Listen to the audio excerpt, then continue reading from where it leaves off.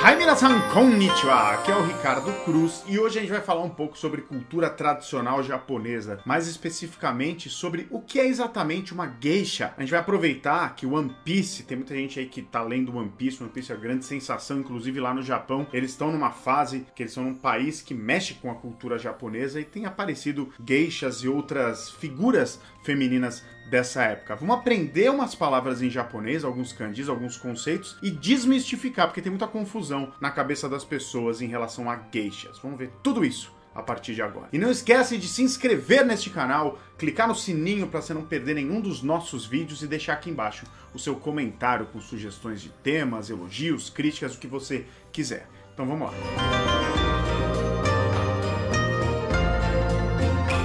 Vamos começar primeiro, claro, pelo nome, né? Geisha, que é uma figura feminina, que é muito associada aí pela percepção das pessoas no mundo inteiro como uma japonesa tradicional, né? Uma mulher de kimono, uma mulher tradicional e que tem um papel, de repente, de agradar os homens, de estar perto dos homens, etc. Vamos analisar a palavra geisha. É formada por esses dois kanjis, e são dois kanjis muito importantes, são dois kanjis muito úteis da gente saber, porque aparecem, são comuns em outros lugares também. Esse ge significa arte, e o sha é um kanji que indica a pessoa, tá? Então a pessoa que domina a arte, a pessoa artística. As geishas, elas eram pessoas que tinham um refinamento cultural, elas tinham contato com alguns tipos de arte. Então essa palavra representa o que elas faziam. Mas existe uma diferença de nomenclatura quando você vai para Kyoto. Em Kyoto, as pessoas não falam geisha, elas falam geiko, com esses dois ideogramas. O primeiro é igual, gei de arte, e o segundo é ko, que é uma das maneiras de representar a figura da mulher.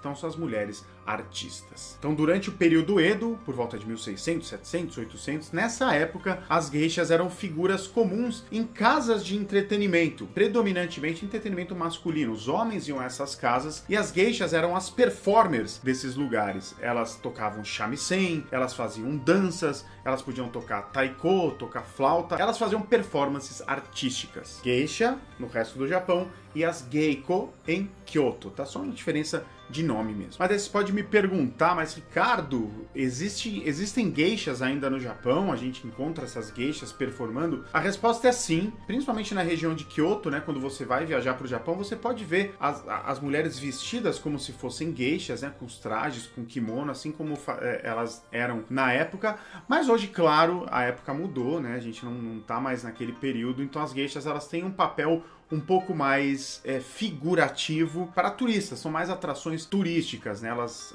acabam sendo um atrativo para quem está visitando a região, ter contato com isso que se espera, né? O estereótipo, nesse caso, ele vence um pouco, né? Porque os japoneses sabem que o estrangeiro vai lá para Kyoto, vai ver um monte de templo e tal, ele espera a figura da geisha, da japonesa tradicional, mesmo sem saber direito o que é uma geisha. Então o Japão fornece isso, é comum você ver essas mulheres, né, vestidas em Kyoto passeando, mas com um apelo mais turístico. Dito isso, existem sim geishas atualmente que estudam a arte tradicional das geishas, né, que estudam a arte de etiqueta, a arte de tocar o shamisen, de se comportar, e tem uma infinidade de artes ligadas à figura da geisha que são sim estudadas ainda muito a sério por japonesas até hoje. Mas uma coisa que a gente tem que deixar bem claro é que a geisha, ela é uma artista, né? Muita gente pensa que a geisha ela é uma artista, mas que ela tá ali perto dos homens, então elas podem oferecer também um algo a mais. Não é o caso. As geishas são somente artistas, elas fazem as performances delas e tá tudo certo. Existe uma outra figura feminina que era muito comum na época Edo, que aí sim ela pode cruzar um pouco a linha e ela pode sim ser uma acompanhante dos homens até para um contato, para um relacionamento mais íntimo. E o nome dessas mulheres em japonês é Yujo, com esses dois ideogramas aqui, que também são dois ideogramas interessantes porque separadamente são bem comuns. Yu é o de divertimento, traz a ideia de divertimento, de brincar.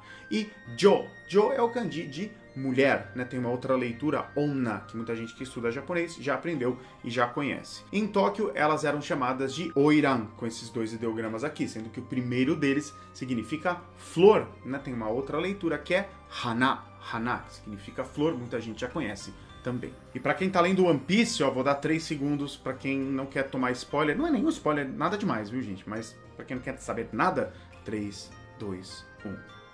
Em One Piece, a Big Mom, né, que é uma das Yonko, uma das piratas mais fortes lá daquele universo, ela aparece na cidade de Wano e ela se torna ali uma Oiran. Ela é uma dessas mulheres e ela fica numa casa de entretenimento que tem lá no meio da história, e o nome dela é Oiran Orin, porque esse Rin vem de Lin Lin, né, que é o nome dela, né, Rin Rin é o nome da Big Mom original, então ela é uma Oiran na história. Fim dos spoilers. Tanto as Yujo quanto as Oiran, elas eram mulheres que também tinham aptidões artísticas, também faziam performances e tudo mais, mas elas tinham um contato um pouco mais próximo de seus clientes e sim poderiam ter uma relação mais íntima com os clientes. E aí a gente toca num ponto que é bastante cruel da história japonesa, exclusivamente em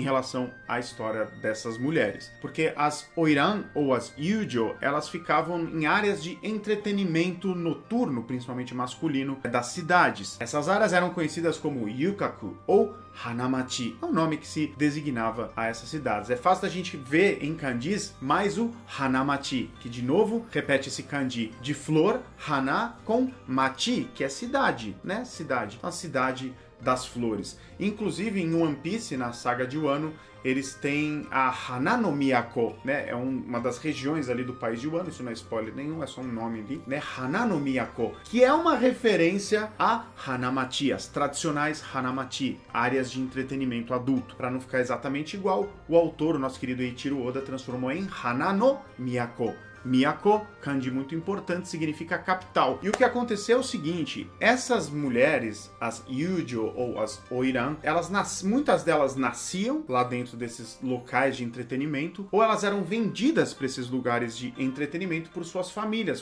pobres que não tinham como pagar a vida, como tinham que pagar suas dívidas, vendiam a filha para esses lugares em troca de uma boa grana e elas ficavam lá dentro. Elas eram proibidas de sair da área de entretenimento. Elas poderiam ser mortas, era pena de morte, era a lei da época, elas tinham que viver lá dentro. A única possibilidade dessas mulheres deixarem essas áreas de entretenimento é elas serem compradas como um escravo mesmo, assim. Tem até um termo para isso que chama miuke, né? Mi de corpo e o que é uma maneira de você dar uma ideia de receber, né? Então você receber o corpo, você comprar aquele corpo. Elas mesmas, logo que elas entravam, ou elas nascendo, ou elas sendo vendidas pela família, elas adquiriam uma dívida enorme pro resto da vida com o estabelecimento. Aquele estabelecimento as educava, pagava moradia, pagava roupas bonitas, pagava remédios para elas, então elas tinham uma dívida impossível de pagar com o estabelecimento. A menos que elas fossem compradas, elas jamais podiam deixar essa região com a ameaça de serem mortas. Olha que coisa cruel. E era uma situação bem complicada, você pode imaginar, porque mesmo se elas fossem compradas e saíssem daquelas regiões, elas nunca tinham vivido no mundo normal, né, no mundo fora dali. Então existiam dificuldades de adaptação, etc. Né? A maioria das Oiran ou das Yujo, elas se tornavam auxiliares do respectivo estabelecimento onde elas atuavam. E olha só, dei uma pesquisada rapidinho aqui sobre o preço, né?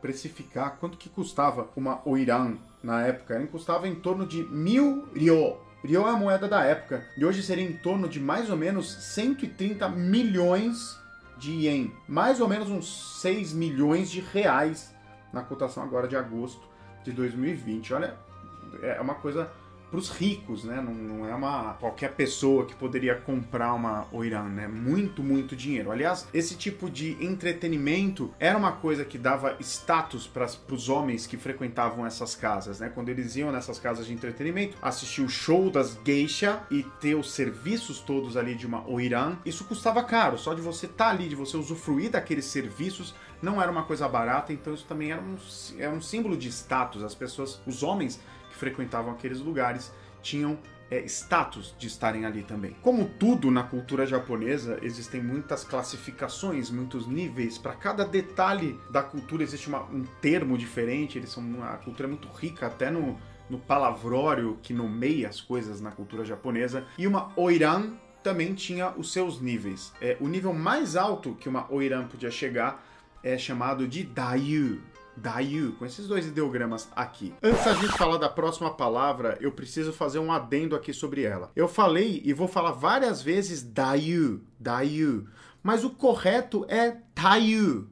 Essa confusão acontece porque quando se fala o título junto com um nome, a gente fala Dayu com D. Por exemplo, Takao Dayu, né, com o nome da pessoa. Mas quando se fala o título sozinho, é Taiyu, com T. É uma questão bastante específica de pronúncia. É como no português, quando a gente fala frei ou frade, né? Quando você...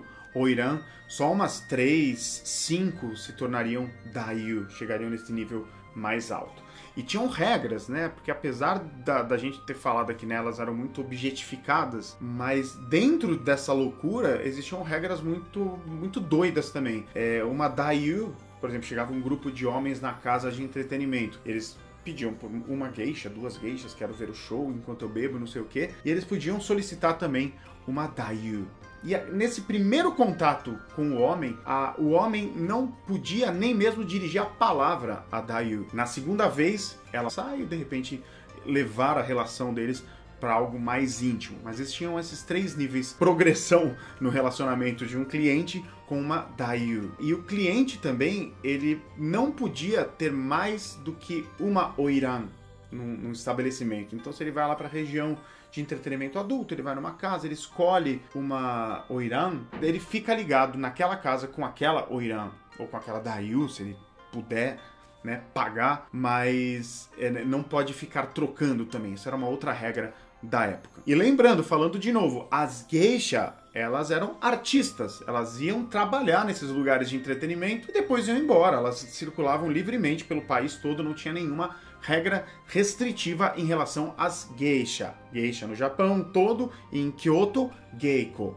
Em relação às oiran e às yujo, que são essas mulheres que eu acabei de comentar agora, elas sim ficavam presas nessas regiões. E algumas palavras que são muito comuns no uso do japonês hoje em dia, elas vêm dessa época e vêm desse universo. Por exemplo, aikata. Aikata, que significa o parceiro ou a parceira, né, um parceiro amoroso. Você pode falar aikata desu, né? É o meu parceiro, é a minha parceira. E curiosamente, entre os homossexuais, ela é uma palavra que é bastante usada. Igual aqui, que ainda é comum falar, né, o parceiro ou a parceira, ao invés de marido, esposa, porque são palavras que têm como fala, são mais determinísticas de gênero. Então você fala parceiro, parceira, e em japonês tem isso, aikata, aikata, né, parceiro ou parceira. Uma outra palavra é najimi. Najimi significa literalmente familiaridade, né, familiaridade. E você pode usar de, né, diversas maneiras. Por exemplo, Pokémon de onajimi no Monster, por exemplo, né? O monstro familiar em Pokémon, né? Que aquele monstrinho que é familiar no Pokémon é o Pikachu, né? O símbolo do Pokémon. Então você pode usar de algumas maneiras. Eu não vou aprofundar na gramática disso, porque tomaria um tempo pra gente entender direitinho.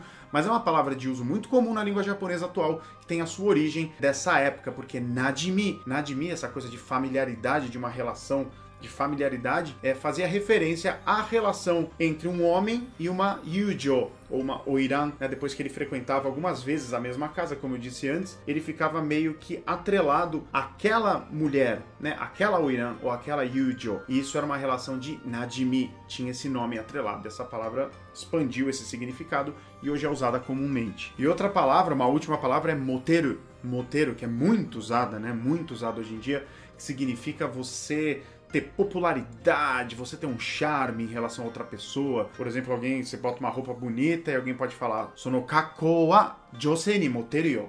Quer dizer, essa roupa, né, esse seu estilo, josei, que é mulheres, né, meninas, ni moteru yo. Quer dizer, vai fazer sucesso com as meninas, vai ter popularidade com as meninas vão gostar, vai fazer sucesso essa roupa, hein? É muito usado, é muito comum falar desse jeito. E essa palavra, né, moteru, ela era usada para homens elegantes, homens que tinham cultura, homens refinados, que era um tipo que fazia sucesso entre as yujo e as oiran. Dá uma olhada nessa página do mangá de One Piece, da parte de Wano. Se você não quiser nenhum spoiler também, dá uma avançadinha, mas não tem problema, é só umas ilustrações pra gente olhar desenhado essas mulheres, os diversos tipos dessas mulheres que eu tô falando aqui. Ó, você tá vendo aqui embaixo uma Dayu, certamente uma Dayu, que ela tá toda enfeitada, um kimono bem rebuscado, e ela tá fazendo uma procissão. Era comum também, né, um homem pagar uma fortuna para que uma Dayu cruzasse a cidade numa parada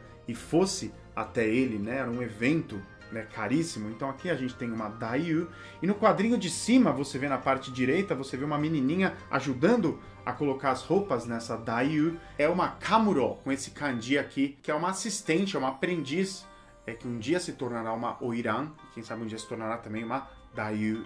E do lado, tocando um shamisen, a gente tem a geisha, performando, a artista, porque é isso que eram as geisha. Muito bem, espero que você tenha curtido. É um assunto que eu sei, é um monte de informação, mas é super interessante. E se você ficou com vontade de conhecer mais, dá uma buscada por alguns documentários que existem no próprio YouTube, de diversos lugares, assim, muitos documentários japoneses que vão mais a fundo nessa parte da cultura japonesa. Tem uma parte muito, né, cruel, muito, né, de tratamento com as mulheres da época, e que gera muita confusão, principalmente quando a gente pensa em geisha, né? Geisha é uma palavra que todo mundo sabe, todo mundo conhece, mas pouca gente sabe exatamente o que é e acaba confundindo muito as coisas. Espero que esse vídeo tenha ajudado a elucidar alguns pontos. E é isso aí, vem aprender japonês com a gente, se inscreve aqui no nosso canal, deixa o seu comentário, ativa o sininho e vai também em www.cursonihongo.com.br, coloca lá o seu e-mail que você vai receber o nosso e-book